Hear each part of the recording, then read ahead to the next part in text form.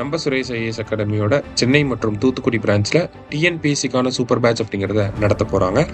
இந்த டிஎன்பிஎஸ்சிக்கான சூப்பர் பேட்ச்சில் வெறும் 50 பேர் மட்டும்தான் செலக்ட் பண்ண போகிறாங்க. இந்த 50 பேரில் நீங்களும் ஒருத்தராக வரணும் அப்படின்னா மே 7ஆம் தேதி நடக்கக்கூடிய ஹைப்ரிட் என்ட்ரன்ஸ் டெஸ்ட்டு நீங்கள் கிளியர் பண்ணணும். அதை கிளியர் பண்ணதுக்கப்புறமா உங்களை பர்சனல் இன்டர்வியூ வச்சு செலக்ட் பண்ண போகிறாங்க. சூப்பர் பேட்ச் பற்றின டீட்டெயில்டான தகவலை கொடுக்கறதுக்காகவே மே 2ஆம் தேதி சென்னையிலேயும் தூத்துக்குடியிலையும் ஒரு ஸ்பெஷல் செஷன் ஆர்கனைஸ் பண்ணியிருக்காங்க. மறக்காமல் வந்து அட்டன் பண்ணுங்கள். அனைவருக்கும் வணக்கம். இன்னைக்கு டிஎன்ஏல என்ன செய்திகள் இருக்கு அப்படின்னு சொல்லி பார்ப்போம். ஸோ என்ன கொடுத்துருக்காங்கன்னா, இந்தியா நியூசிலாண்டுக்கு இடையே அந்த கையெழுத்தாயிருக்கக்கூடிய ஃப்ரீ ட்ரேட் அக்ரிமெண்ட் அதை பற்றி தான் இங்கே கொடுத்துருக்காங்க. ஓகேங்களா, தடையற்ற வர்த்தக ஒப்பந்தத்தை பற்றி தான் கொடுத்துருக்காங்க.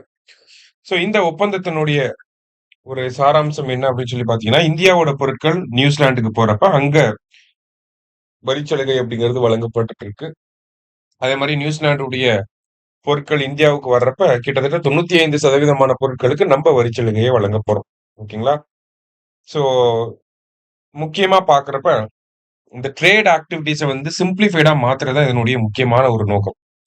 அதை தாண்டி பாத்தீங்க அப்படின்னா, நமக்கு இந்தியாவோட பொருட்கள், இப்ப ஜவுளி, பிளாஸ்டிக் பொருட்கள், தோல் பொருட்கள், பொறியியல் பொருட்கள், இந்த மாதிரியான இந்திய பொருட்களுக்கு நியூசிலாண்டோட சந்தையில 0% வந்து அந்த சுங்க வரி அப்படிங்கிறது 0% கொண்டு வந்துட்டாங்க. ஓகேங்களா.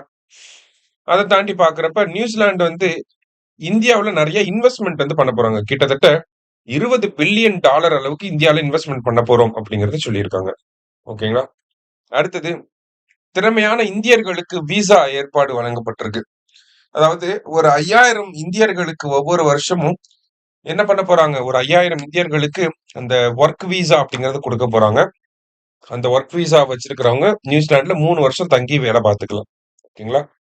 அதே மாதிரி பால் சார்ந்த பொருட்களுக்கு வந்து பாத்தீங்கன்னா என்ன பண்ணிருக்காங்கன்னா, பால், விவசாயம் சார்ந்த வேளாண் பொருட்கள் இது எல்லாத்தையுமே இந்த தடையற்ற வர்த்தக ஒப்பந்தத்துக்கு அதை இன்க்ளூட் பண்ணல. ஏன்னா இந்திய விவசாயிகள் பாதிக்கப்படுவாங்க அப்படின்னு சொல்லி. சரியா. அதை தாண்டி பாக்குறப்ப நியூசிலாண்டுடைய பலன்கள் அப்படின்னு சொல்லி பாத்தீங்கன்னா, ஆடு இறைச்சி, மரப்பொருட்கள், நிலக்கரி உள்ளிட்ட பொருட்களுக்கு வந்து சுங்க வரி விலக்கு கொடுத்திருக்காங்க. கடல் உணவுகளுக்கு, ஆப்பிள், கீவி, தேன் போன்ற விவசாய பொருட்களுக்கு, இந்த மாதிரியான ஒரு சில பொருட்களுக்கு மட்டும் என்ன பண்ணிருக்காங்க, சுங்க வரி விலக்கு அப்படிங்கிறது வழங்கப்பட்டிருக்கு. சரியா. சோ விவசாயிகள் மற்றும் குறு சிறு நிறுவனங்கள் பாதிக்கப்படக்கூடிய வகையில நிறைய பொருட்களை வந்து நம்ம அந்த ட்ரேட் டீல்ல வந்து இன்க்ளூட் பண்ணாம தான் இருக்கும். ஏன்னா நம்ம விவசாயிகள் எல்லாம் பாதிக்கப்பட்டுருவாங்க அப்படின்னு சொல்லி. சரியா. சோ முக்கியமான ஒரு அக்ரிமெண்ட் அதை பத்தி தான் இங்க கொடுத்திருக்காங்க. ஜஸ்ட் ஒரு தடவை தெரிஞ்சு வச்சுக்கோங்க. சரியா. நன்றி.